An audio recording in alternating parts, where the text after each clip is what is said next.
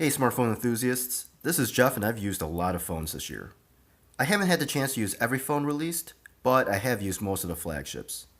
These are the top 5 phones of the year in my opinion, and I'm going to go through each of them and pick my favorite smartphone of 2017.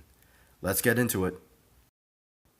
Back when the Essential phone was teased and then announced by Andy Rubin, I was salivating.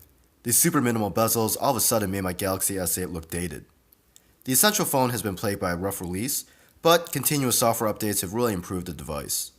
It also dropped in price from the initial $699 down to $499, and Black Friday and Cyber Monday sales dropped that price even further down to $399 with a 360 cam. But even after a number of software updates, the Essential phone lags behind the other heavy hitters on this list with a lackluster camera and so-so performance. If you're looking for a phone with amazing build materials, ceramic and titanium, and if you can find a good deal on the Essential phone, I'd say that you should go for it.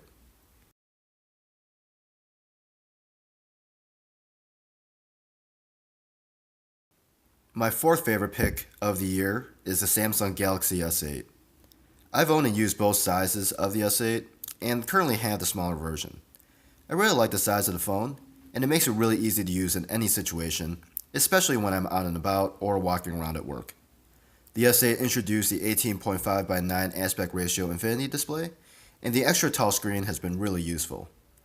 The reason why the S8 is fourth on my list this year is because the performance has started to lag a little bit, and the battery life isn't as strong as the other phones on this list. But I think it's still a solid contender, and with all the deals on it lately, it still gets the buy recommendation from me, especially if you can find it for around $500 to $550, which I think is the sweet spot for this phone.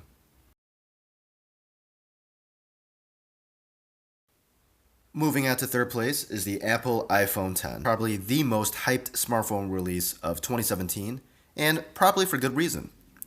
The all-new Super Retina display is the first OLED panel that Apple has used on its iPhone, and the almost all-screen front, the Face ID, solid cameras, and battery life definitely earned the flagship iPhone a top spot on this list.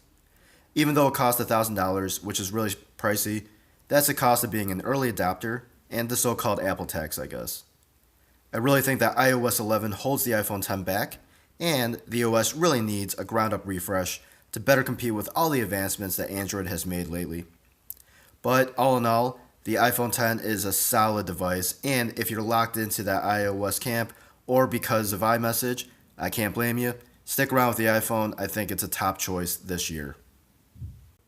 And the final two devices in front of me are the Galaxy Note 8 and the Google Pixel 2 XL.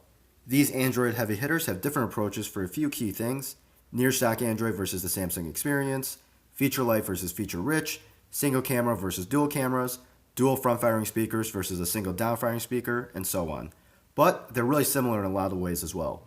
Both are water resistant, use a Snapdragon 835, have Quad HD resolution, OLED displays, and charge via USB-C. Over the past few months, I've noted that the Pixel 2 XL has the best camera, the best battery life, and the best microphone for activating Google Assistant. And although these things are really important, the phone that I reach for most often is actually the Galaxy Note 8. The reason why is because I love the overall size of the Note 8. You get a really big screen and an overall smaller package that's really narrower than the Google Pixel 2 XL.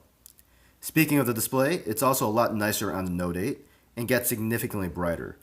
The size and display are really the two reasons why the Note 8 is my go-to device. I really also enjoy the extra features on the Note 8, like the S Pen, iris scanner, and a few extra options in the camera app like time-lapse.